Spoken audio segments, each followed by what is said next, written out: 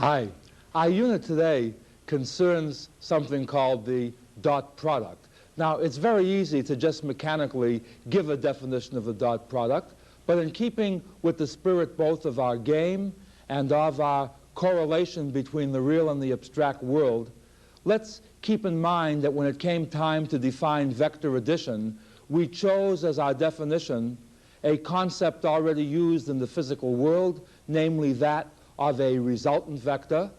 And now what we would like to do is to introduce a further structure in our game of vectors. And by the way, keep in mind that I do not need any more physical interpretations to add more complexities to my game, but that perhaps if we do this, it makes the subject more meaningful both to the applied person and to the theoretical person. The idea that I wanted to keep in mind for motivating today's lesson was the old high school idea of work equals force times distance in the elementary physics course. Well, rather than talk on like this, let's just take a look and see what's going on. As I say, the lecture is called the dot product, and our physical motivation is the recipe from elementary physics, work equals force times distance. Now, this is a deceptive little formula. First of all, what it really meant was, when we learned this recipe, was that the force was taking place in the same direction as the object was moving. Now, what happened next was the following situation. We have an object, say, being moved by a force. The object is being moved along a tabletop, say. The force is represented now by a vector, an arrow. And we're assuming enough friction here so that the block moves along the table and doesn't rise. And the question is, how much work is done on the object as the object moves, say, from this point to this point? Now, without worrying about what motivates this thing physically, the important thing is that people observed that physically, the only thing that went into the work was the component of the force in the direction of the displacement. In other words, this was the force that one found had to be multiplied by the displacement. In other words, to find the work being done, one took not the magnitude of F, but rather the component of F in the direction of S. And in this diagram, that's just what? It's the magnitude of F times cosine theta. And that quantity, which was called the effective force, was then multiplied by the displacement. And to write that in more suggestive form, notice that the work was not the magnitude of the force times the magnitude of the displacement. That was only true in the special case where the force and the displacement were in the same direction, but that rather the work is what? It's the magnitude of the force times the magnitude of the displacement times the cosine of the angle between the force and the displacement. And notice, by the way, the very special cases that if F and S happen to be parallel and have the same sense, then the angle between F and S is 0, the cosine of 0 is 1, in which case that you have the work is the magnitude of the force times the displacement. The other extreme case, magnitude-wise, is if S and F happen to be perpendicular, in which case the angle, of course, is 90 degrees. The cosine of a 90-degree angle is 0, in which case what? If the force was at right angles to the displacement, the work was 0. At any rate, then, whether we understand this physical motivation or not is irrelevant. The important point is if we want to keep this structure or this particular motivation in a structural form, we now generalize this as follows. We simply say, let A and B be any two vectors, arrows. And we will define A dot B to be the magnitude of A times the magnitude of B times the cosine of the angle between A and B. And I'll write this way to indicate an ordering. In other words, don't think of A and B as being A and B. Think of A as denoting the first and B is denoting the second vector. And what we're saying is the first dotted with the second is the magnitude of the first times the magnitude of the second times the cosine of the angle as you rotate the first vector into the second. And the beauty of having a cosine over here is the fact that what? If you reverse the angle of rotation, in other words, from B into A, notice that you change the sign of the angle, but the cosine of theta is the same as cosine minus theta, so no harm is done this particular way. On the other hand, had we been dealing with sine of the angle, as we will in our next lecture, this will make a difference. But be this as it may, we define A dot B to be the magnitude of A times the magnitude of B times the cosine of the angle between A and B. All right? The two extreme cases being what? If A and B are perpendicular, the dot product is 0. If A and B are parallel, the dot product is equal to the magnitude of the product of the two magnitudes. Now, the only difficult thing here are what we sometimes call undesirable, and maybe this is what separates the new three-dimensional geometry from the old three-dimensional geometry, is that the cosine of an angle is particularly difficult to keep track of, especially when the lines are in three-dimensional space. How do you measure an angle this way? You see, in the plane it's simple. You draw the thing to scale. But in three space this can be rather difficult. So what we would like to do is to eliminate this particular term. We would like to find an expression for A dot B that doesn't involve the cosine of an angle, at least directly. And to do this, we simply draw a little diagram. And notice that even if A and B are three-dimensional vectors, since A and B are lines, if they are not parallel, if they emanate at a common point, they form a plane of their own. Let's call that the plane of the blackboard. The third side of the triangle is either A minus B or B minus A, depending on where you put the arrowhead here, but we've already discussed that idea. And the interesting point here is notice that A minus B very subtly includes the angle theta. In other words, imagine the magnitudes of A and B to be fixed, and now fan out A and B. As you fan out A and B, what you're doing is what? Just changing this angle. As you change this angle, notice that A minus B changes. Namely, as these fan out, the vector that joins the two arrowheads here becomes a different vector, both in magnitude and direction. In other words, whether it looks it or not, one of the beauties of our vector notation is that the cosine of the angle theta is indirectly included in A minus B.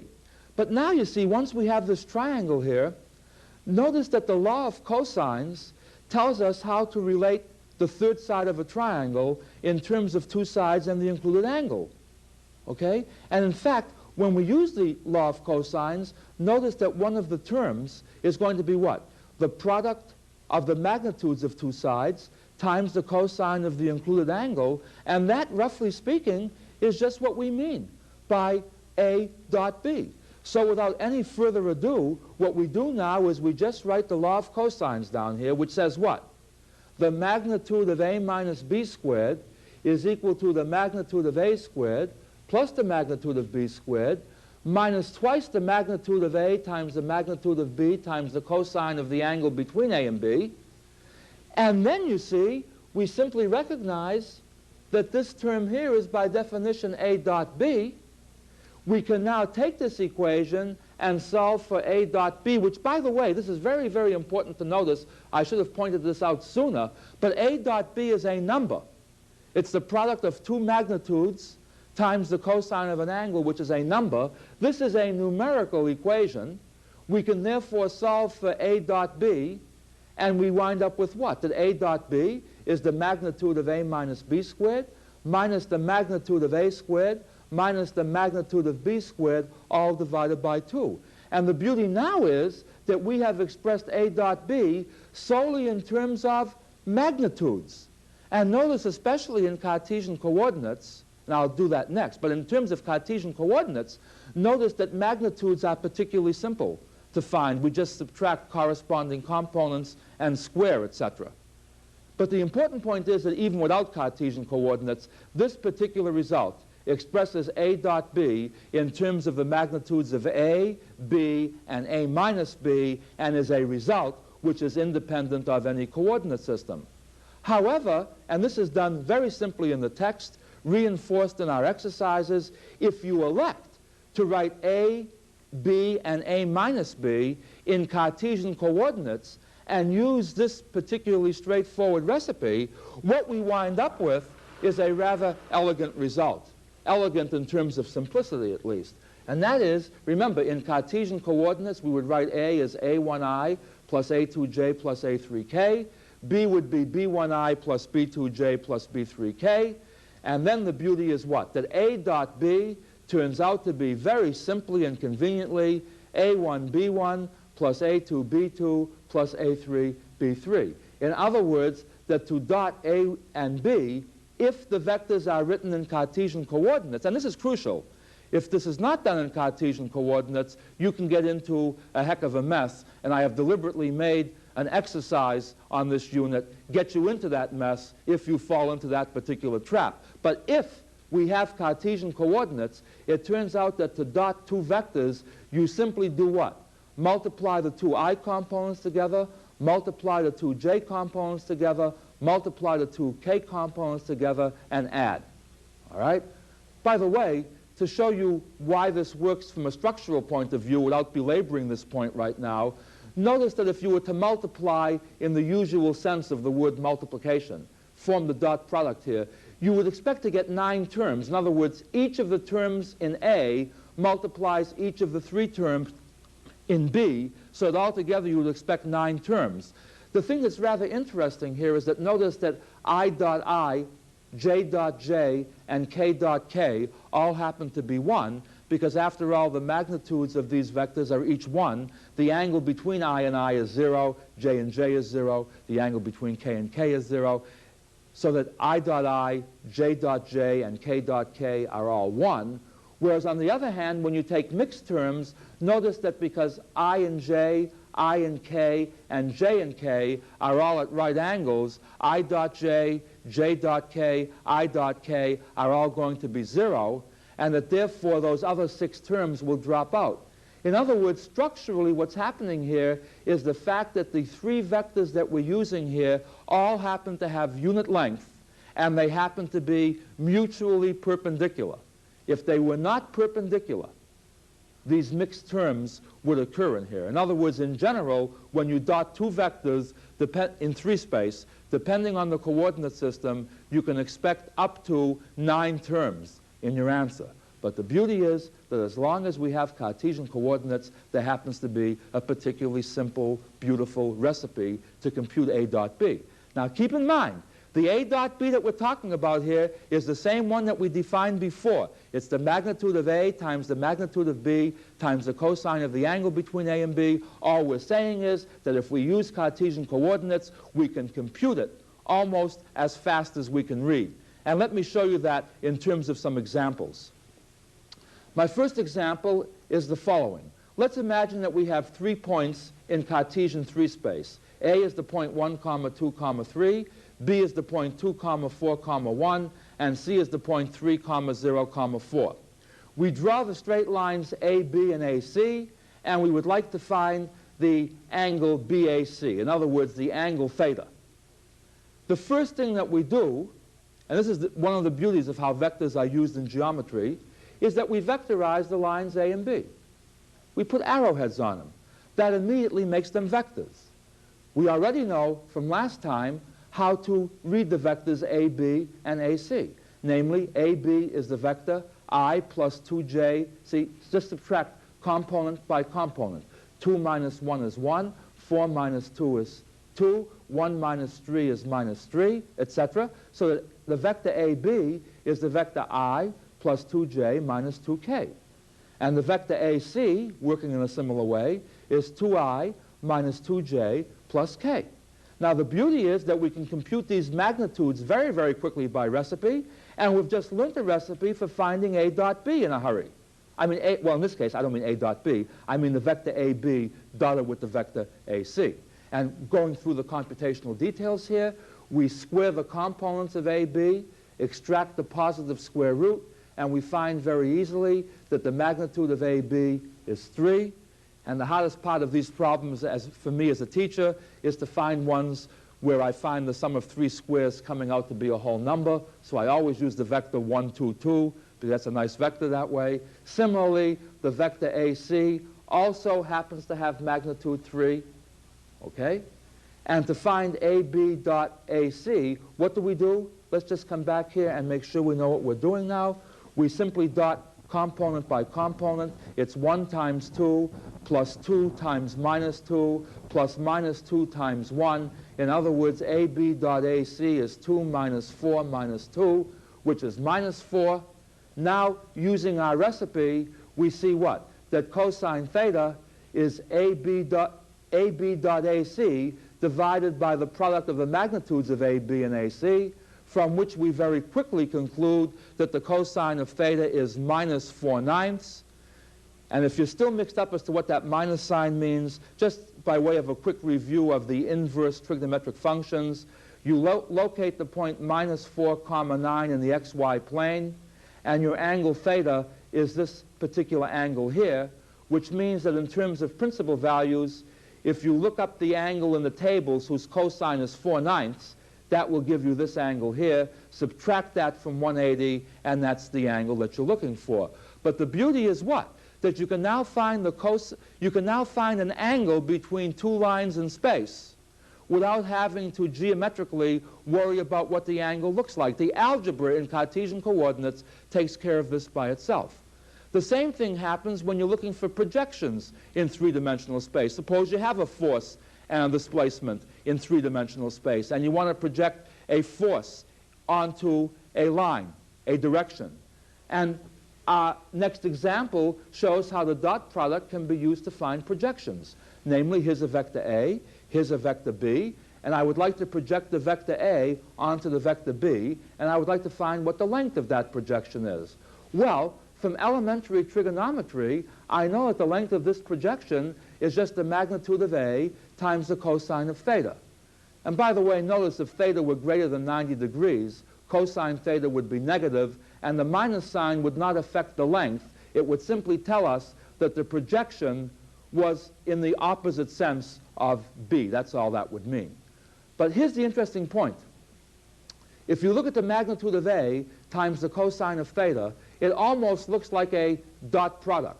After all, theta is the angle between A and B, and if the magnitude of B were in here, this would just be A dot B. But the magnitude of B isn't in here. Of course, if the magnitude of B happened to be 1, that would be fine. But the magnitude of B might not be 1. And the most honest way to make it 1 is to divide B by its magnitude.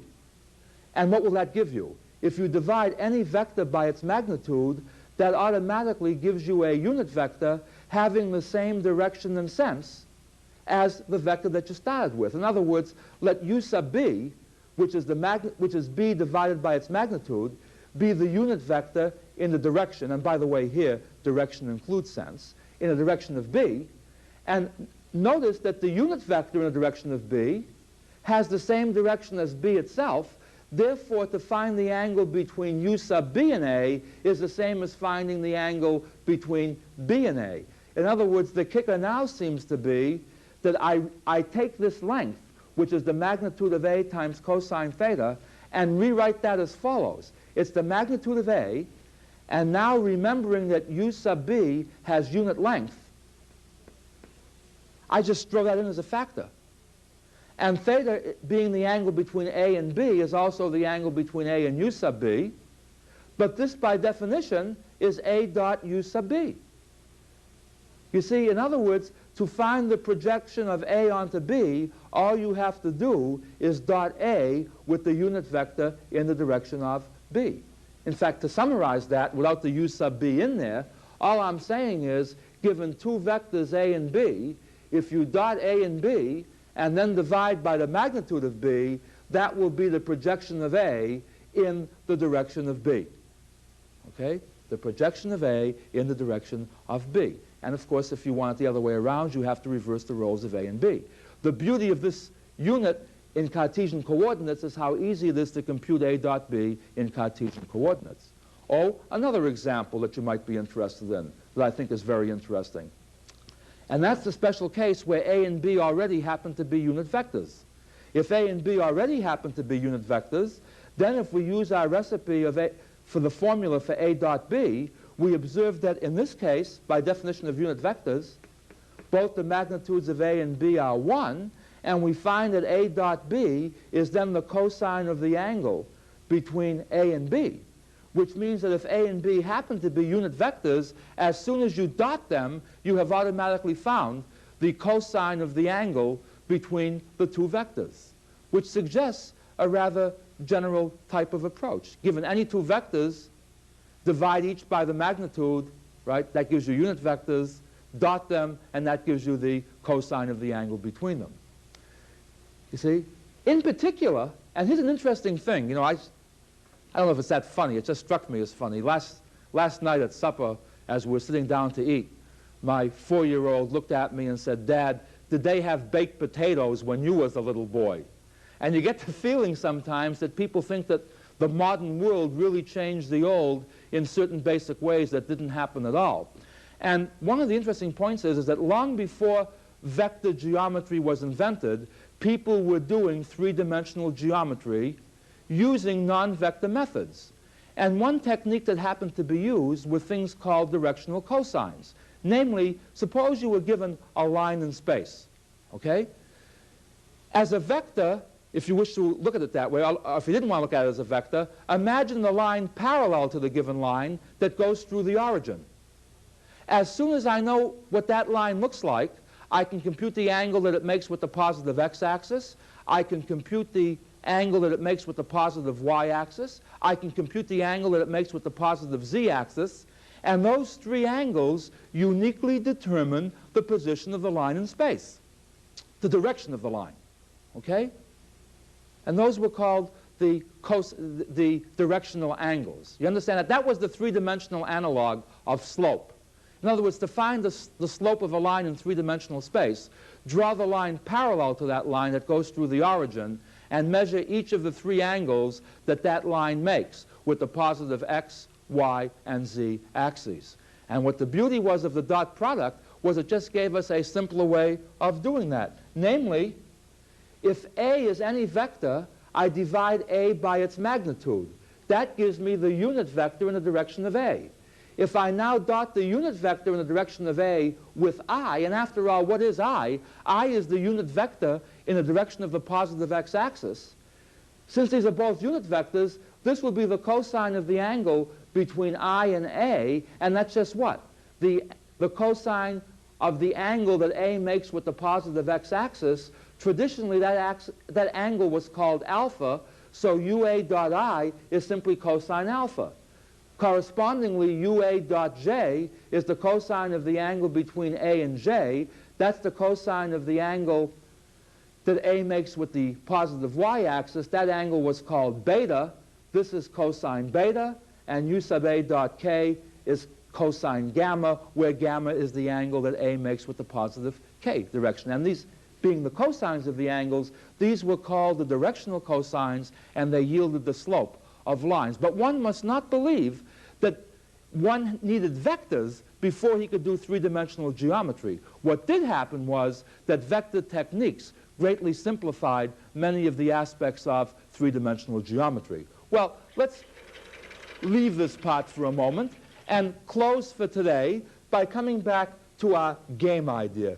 Remember that ultimately all we will ever use once we get started with our game, all we will ever use are the structural properties. Now, I've gone through these in the notes. I've gone through them, or you'll go through them with me in the text, or with yourselves in the text. Let me just point out certain properties of the dot product that are shared by regular arithmetic as well. For example, A dot B equals B dot A. The dot product is commutative. Why is that? Well, think of what A dot B is. It's the magnitude of A times the magnitude of B times the cosine of the angle between A and B. But that's the same as what? The magnitude of B times the magnitude of A. After all, numbers we know are commutative when you multiply them. And the cosine of the angle between A and B is the same as the cosine of the angle between B and A. So these are equal numerical quantities. Again, without going through the proof here, it turns out that if you want to dot a vector with the sum of two given vectors, the distributive property holds. Namely, A dot B plus C is A dot B plus A dot C. By the way, if you did want to prove this, all you would have to do, if you couldn't see it geometrically, is to argue as follows. You say, you know, the easiest way to add and dot vectors is in Cartesian coordinates. So let me prove that this result is true in Cartesian coordinates. Carry out the details, and if it works in Cartesian coordinates, since the result doesn't depend on the coordinate system, the result must be true regardless of the coordinate system. But it's a very simple exercise to actually write A, B, and C in terms of I, J, K components, compute both sides of this expression, and show that they're numerically equal. I say numerically because it's crucial to notice that both expressions on either side of the equal sign are numbers. B plus C is a vector. A is a vector. When you dot two vectors, you get a number. Finally, a scalar multiple of a vector dotted with another vector has the property that you can leave the scalar multiple outside. In other words, you can first dot the two vectors and then multiply by the scalar. In other words, in a way, you don't have to worry about voice inflection when you have a scalar multiple. And we will talk more about these as we go along.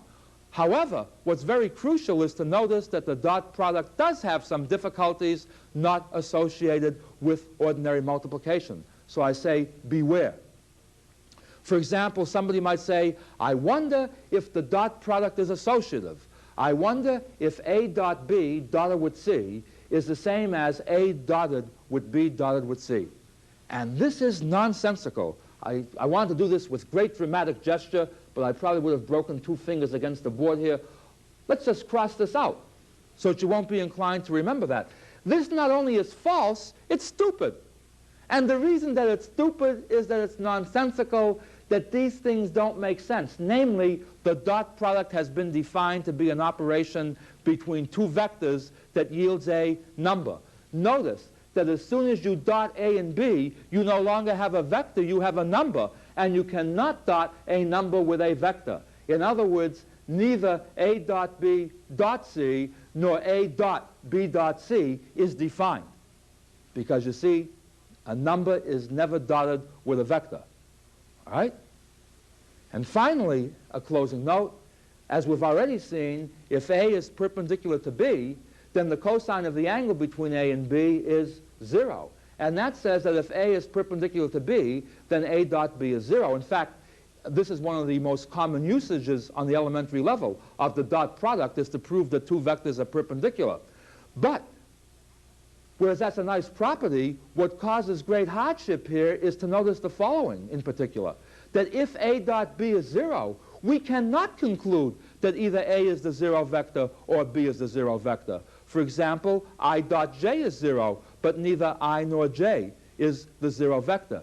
You see, with ordinary arithmetic, we had the cancellation rule, things that said if the product of two numbers is 0, at least one of the factors must be 0. With the dot product, this need not be true.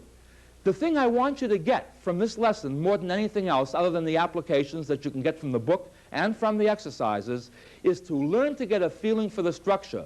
Don't be upset that certain vector properties are different than arithmetic properties and certain ones are the same. Notice in terms of the game, we take our rules as they may apply and just carry them out towards inescapable conclusions.